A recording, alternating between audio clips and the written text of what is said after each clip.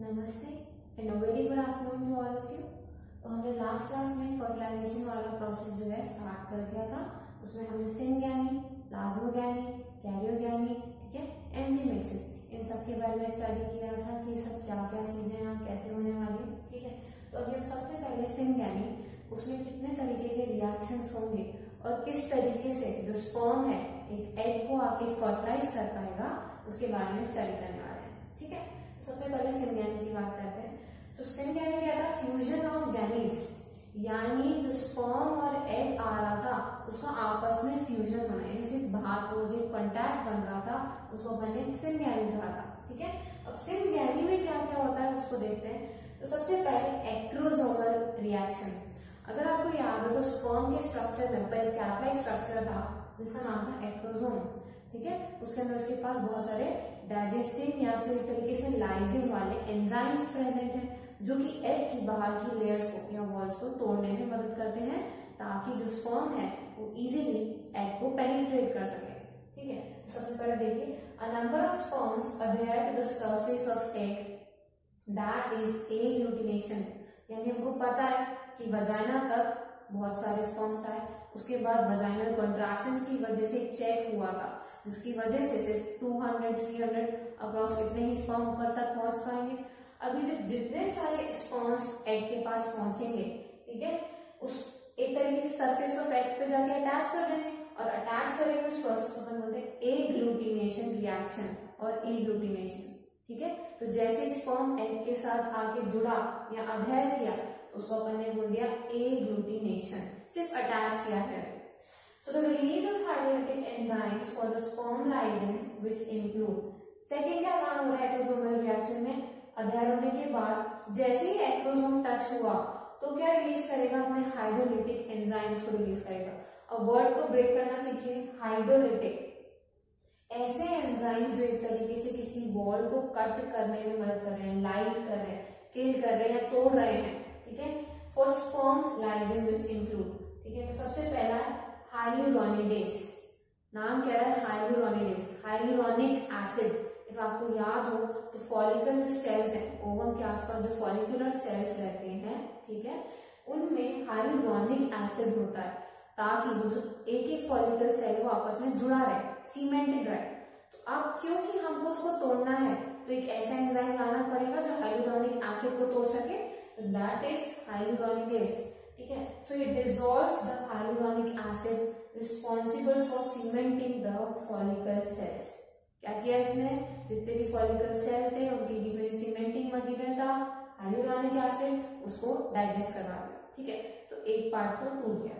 Then corona penetrating enzymes, दो layers present रहती हैं एग के बाहर, ठीक है। फॉलिकुलर सेल्स तो चलो आपको पता है हाइलुरोनिक एसिड के साथ प्रेजेंट है, लेकिन दो मेन लेयर्स कौन सी रहती हैं? जोना पेलिसिडा और कोरोना रेडिएटा एग के बाहर। तो जो कोरोना को तोड़ पाए कुछ ऐसे एंजाइम्स प्रेजेंट है, इसलिए नाम बढ़ गया कोरोना पेनिट्रेटिंग एंजाइम्स। और दूसरे कौन से हैं जो जोना पेलिसिडा को तोड़ सके? उनका नाम है जोना लाइसिन और एक्रोसिन, ठीक है। तो ये वाला स्क्रीनशॉट ले सकते हैं इस पार्ट का। तो अब क्या होगा? जैसे ही एक्रोसोम जो है वो कांटेक्ट में आया oocyte के, ठीक है, उसने जोना पेलिसिडा कोरोना रेडिएटा को ब्रेक कर दिया। देन अब क्या होने वाला है?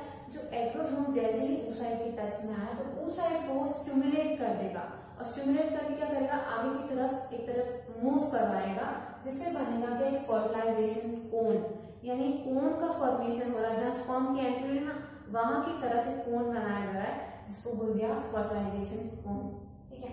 तो अब सेकेंड रिएक्शन क्या होगी? कॉर्टिकल और जोनल रिएक्शन, यानी ये तो हो गया एक्रोसोमल रिएक्शन की भाई एक्रोसोम जैसे ही आया तो उसने क्या क्या करवाया। अब कॉर्टिकल और जोनल रिएक्शन में क्या होगा? जैसे ही ये जो एक्रोसोम की वजह से फर्टिलाइजेशन कोन बना, ठीक है, तो उसकी वजह से क्या होगा? जो oocyte है उसमें जो Na+ चैनल्स हैं वो ओपन हो जाएंगे। Na+ चैनल्स जैसे ही ओपन होंगे तो क्या होगा? डीपोलराइजेशन हो जाएगा ओवर द मेम्ब्रेन। डीपोलराइजेशन का मतलब ही होता है कि हमारे जो मेम्ब्रेन के बाहर पॉजिटिव आयंस थे और अंदर नेगेटिव आयंस थे, ठीक है। तो जैसे ही चैनल्स खुल गए Na+ के तो ऑफकोर्स सी बात है जो पॉजिटिव आयंस थे वो अंदर की तरफ मूव करना स्टार्ट कर देंगे, ठीक है। तो Na+ चैनल्स खुल गए और डीपोलराइजेशन हो गया, यानी अंदर की तरफ पॉजिटिव आयंस आ गए। ठीक है, so this is known as fast check to block the polyspermy. ये किया क्यों जा रहा है, ये पॉजिटिव आयंस अंदर लाए क्यों जा रहा है, बाहर नेगेटिव क्यों हो रहा है? सिंपल, बिकॉज जो पॉलीस्पर्मी है वो ना हो सके। पॉलीस्पर्मी मतलब जो बहुत सारे स्पर्म्स थे, ठीक है, वो सारे के सारे जाकर ओवम के साथ रिएक्शन ना कर सके या फर्टिलाइज ना कर सके उसको, उसके लिए क्या किया जाता है, Na+ चैनल्स को ओपन किया जाता है, ताकि जो एक स्पर्म आ चुका उसकी एंट्री तो हो गई, बाकी सबकी जो एंट्री है वो ब्लॉक हो जाए। ठीक है, तो अपन ने क्या किया, एक चेक लगा दिया। ठीक है, ये चेक लगा दिया किसके लिए, पॉलीस्पर्मी के लिए। Now to complete, so the complete sperm enters the cytoplasm and the envelope is left out. अब क्या हो रहा है कि जो पूरा स्पर्म था, उसका जितना भी मटेरियल था, उसके अंदर साइटोप्लाज्म है, उसका प्रोन्यूक्लियाई है, वो सब कुछ अंदर चला जाएगा, और जो उसका एनवेलप पार्ट है, टेल पार्ट है, वो बाहर की तरफ ही रह जाएगा। ठीक है, तो अंदर क्या क्या चला गया, उसका साइटोप्लाज्म, उसका प्रोन्यूक्लियाई, यानी सारा मेन पार्ट तो चला गया, बाहर क्या रह गया, सिर्फ उसका एनवेलप पार्ट। ओके, आप इसका स्क्रीनशॉट ले सकते हैं। अब कॉर्टिकल रिएक्शन में क्या हो रहा है, देखो, calcium influx causes extrusion of cortical granules, यानी वे पहले तो Na+ के चैनल्स खोल दिए ताकि डीपोलराइजेशन हो जाए। ठीक है, फिर कॉर्टिकल रिएक्शन में क्या हो गया, बहुत सारा कैल्शियम जो है इनटेक कर लिया गया, और क्या हुआ, उसकी वजह से जितना कैल्शियम अंदर आया, तो यहाँ पे बहुत सारे ग्रैन्यूल्स रहते हैं अंदर की तरफ। ठीक है, एग मेम्ब्रेन के अंदर की तरफ बहुत सारे ग्रैन्यूल्स रहते हैं, जिनको कॉर्टिकल ग्रैन्यूल्स बोलते हैं। तो ये सीधा बर्स्ट आउट हो जाएगा, किसकी वजह से, कैल्शियम की प्रेजेंस की वजह से। अब ये बर्स्ट आउट होगा तो उनमें जितनी भी चीजें प्रेजेंट थी सब रिलीज हो जाएंगी। ठीक है, ना zonal reaction so makes the zona pellucida impervious to other sperms by destroying the sperm receptors, यानी जैसे ही ये कॉर्टिकल ग्रैन्यूल्स में से मटेरियल्स निकले, ठीक है, अब वो क्या करेंगे, वो एक तरीके से जो स्पर्म है, बाकी के जितने स्पर्म आए, वो एक और तरीके का ये चेक हो गया पॉलीस्पर्मी नहीं होने देने के लिए, वो क्या करेगा, जितने भी स्पर्म रिसेप्टर्स प्रेजेंट है, अब सबको डिस्ट्रॉय कर देगा। डिस्ट्रॉय कर देगा तो क्या होगा, जो बाकी के स्पर्म्स आ रहे हैं अब वो कहीं जाके अटैच ही नहीं हो पाएंगे, क्योंकि कोई रिसेप्टर ही नहीं है। ठीक है, तो क्या हो गया, एक तरीके से पॉलीस्पर्मी के लिए एक और चेक लग गया, किसकी वजह से, Ca+ के इनफ्लक्स की वजह से, जिससे कॉर्टिकल ग्रैन्यूल्स बर्स्ट आउट हुए, और उसकी वजह से क्या हुआ, जितने भी जो स्पर्म रिसेप्टर्स प्रेजेंट थे जोना पेलुसिडा में, वो सब की सब डिस्ट्रॉय हो गए।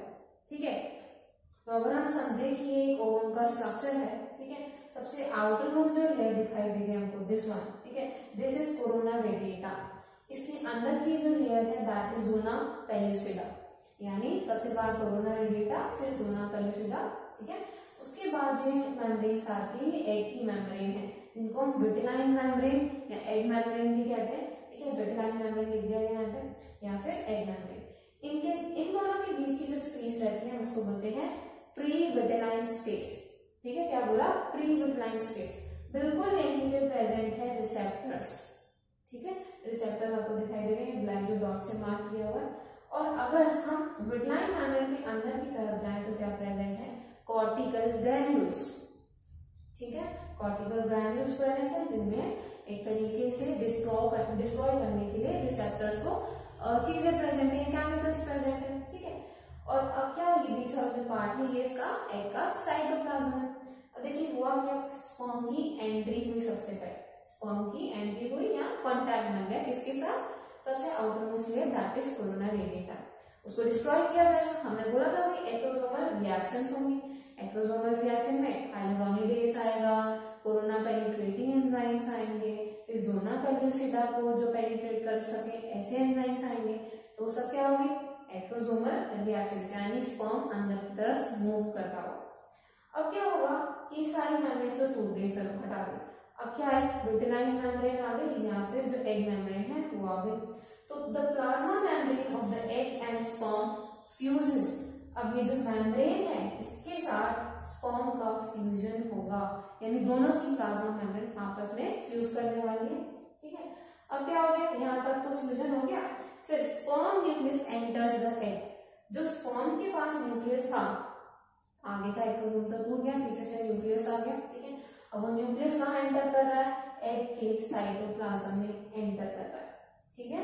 और लास्ट में क्या होगा, ये जो आपको कॉर्टिकल ग्रैन्यूल्स दिखाई दे रहे हैं ये टूट रहे हैं स्पर्म की एंट्री की वजह से, ठीक है। ये जो कॉर्टिकल ग्रैन्यूल्स है एक तरीके से टूट जाएगा, ये टूट जाएगा तो उसका मटेरियल बाहर आ जाएगा और ये पॉलीस्पर्मी के लिए एक चेक बन जाएगा या ब्लॉक बन जाएगा, क्योंकि सारे रिसेप्टर्स को डिस्ट्रॉय करने वाला है, ठीक है। आप इसका स्क्रीनशॉट ले सकते हैं। अब होगा एम्फीमिक्सिस, यानी क्योंकि अंदर की तरफ प्रोन्यूक्लियाई पहुंच चुका है स्पर्म का, ठीक है, और एग का ऑलरेडी प्रेजेंट था, ठीक है। तो अब क्या होगी, उनकी जो न्यूक्लियस है उनकी तो फ्यूजन होगी ही होगी, साथ में क्रोमोसोम भी फ्यूज होंगे, यानी कैरियोगैमी, ठीक है, सिंपल न्यूक्लियस का फ्यूजन। और सबसे लास्ट दैट इज एम्फीमिक्सिस, यानी mixing up of the maternal and the paternal chromosomes by the fusion of male and female pronuclei, यानी वो जो प्रोन्यूक्लियाई आपस में फ्यूज किए दैट इज कैरियोगैमी, उसके अंदर जब क्रोमोसोम्स फ्यूज कर जाएंगे तो दैट वुड बी एम्फीमिक्सिस, ठीक है। तो अब जैसे ही वो फ्यूज करेंगे, जो उनके क्रोमोसोम्स है वो आपस में फ्यूज करेंगे तो एक तरीके का स्पिंडल बनेगा, ठीक है, उसको अपन बोलते हैं माइटोटिक स्पिंडल, ठीक है, क्योंकि माइटोसिस हो रही है।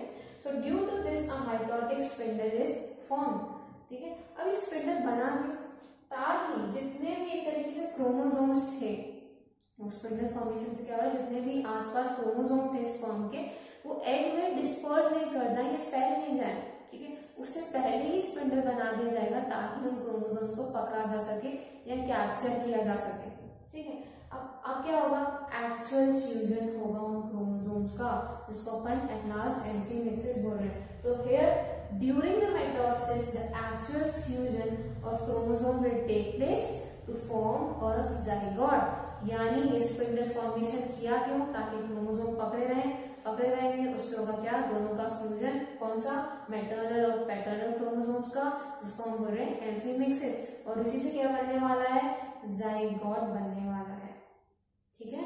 तो यहाँ पे फर्टिलाइजेशन जो टॉपिक था वो कंप्लीट हो रहा है, ठीक है। अगर आपको कोई भी क्वेरी है तो आप उसको कमेंट कर सकते हैं, otherwise please like. Thank you.